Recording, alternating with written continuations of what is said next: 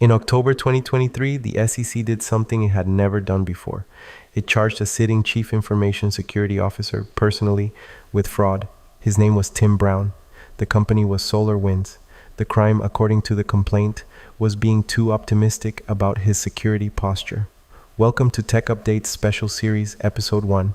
Today we are talking about the only C-suite job where doing it right can still get you indicted, the CISO. Forget the LinkedIn bio. A real CISO does 4 things, and only 4. 1. They set the policy that everyone in the company will eventually try to ignore. 2.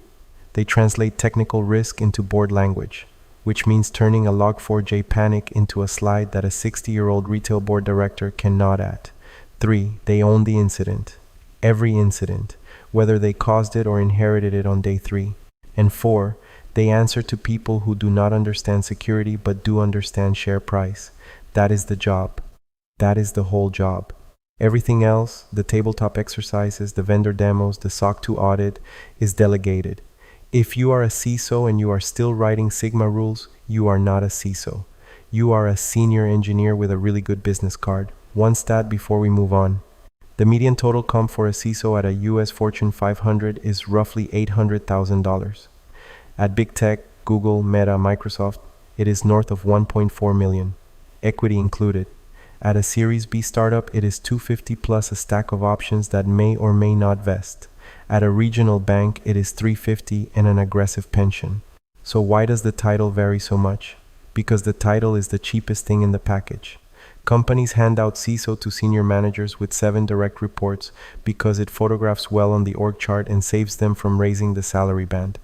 If your CISO reports to the CTO, you do not have a CISO. You have a security director with a rebrand. That distinction will matter in Section 4. Trust me. Here is the part the recruiters skip. In the SolarWinds complaint, the SEC did not just go after the company. They named Tim Brown personally.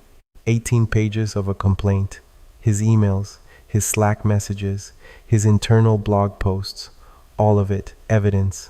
In 2022, Joe Sullivan, the former CISO of Uber, was criminally convicted for how he handled a breach. Not the breach itself, the handling. He got 3 years probation and a felony record. Quote, from the prosecutor, when companies face threats like this, they cannot conceal them. End quote. Translation. If your company has a breach and your job title contains the letter C, the US government considers you the responsible adult in the room, even if you were not the one who decided not to disclose, even if legal told you not to, even if the CEO signed off on the press release. This is the job nobody warned you about. The slide deck says strategic visionary. The federal court docket says defendant. Same job, different paragraph. If that has not talked you out of it, congratulations. You might actually have the temperament for the role. 7 a.m. board prep. You are rebuilding a slide that says we are well postured against ransomware, which is technically true and also impossible to verify. 11 a.m. vendor risk review. Some new Series A startup wants to sell your team a tool that does what your existing tool already does, but with AI in the name. You take the meeting because the CEO's golf buddy is on the cap table. 1 p.m. lunch at your desk. 2 p.m. tabletop exercise with legal and comms. The scenario, ransomware on the customer database. Spoiler, legal wants to pay, comms wants to deny, you want to disclose, and the CFO wants this meeting to be over. 4 p.m. one-on-one with your director of detection. They are burned out. You promise budget you do not have. 3 a.m. pager. It is a false positive. You stay up anyway because the next one might not be. If you have been on call during a SIEV one, you know this is not a 40-hour job. Here is the path nobody draws on a whiteboard. Year 0 to 4. SOC analyst or junior penetration tester. You learn that humans are bad at logging in correctly. Years 4 to 8. Senior engineer or detection engineer. You learn that humans are bad at writing firewall rules correctly. Years 8 to 12, security manager, then director. You learn that humans are bad at filling out spreadsheets correctly. Years 12 to 15, VP of security or deputy CISO. You learn that the hardest part of security has nothing to do with security. Year 15 plus, CISO, if you are lucky. The average tenure of a Fortune 500 CISO is around 18 months. Read that again, 18 months. So the path is 15 years up, 18 months at the top, then you do it again somewhere else. The CISSP helps. The MBA helps more, weirdly. But the thing that actually gets you the job is having survived a real breach without getting fired. Combat experience. There is no substitute. Open LinkedIn. Search CISO.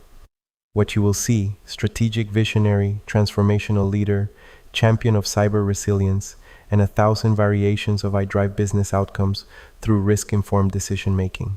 Now let's translate that. Strategic visionary means I attended the offsite. Transformational leader means I sent the all-hands email. Champion of cyber resilience means I bought the CNAPP. Risk-informed decision-making means I said no to a project and then I said yes to it 3 weeks later when the COO escalated. Here is the actual time breakdown of a real CISO's week from public industry surveys. 60% vendor management, board prep, regulatory paperwork. 30% people management, hiring, performance reviews. 10% anything that resembles security.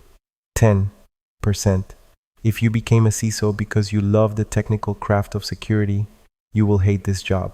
If you became one because you love translating between people who think in code and people who think in dollars, congratulations. You found your seat. So, is it worth it? Honestly, for the right person, yes. The comp is real, the work matters. When a company actually backs its CISO, when the budget is real, the legal team is on your side, and the CEO takes your call at midnight. This is the most consequential security job on earth. When they do not back you, it is the worst job in tech with the best title in tech. Pick the company before you pick the title. And if you are already in the seat, if you have signed the 10K, presented to the board, taken the call from the FBI, we see you. This was always going to be hard. It is just harder now. Next episode in the special series, the detection engineer, the job that is quietly killing the SOC. We will see you then. This is Tech Updates. Stay sharp.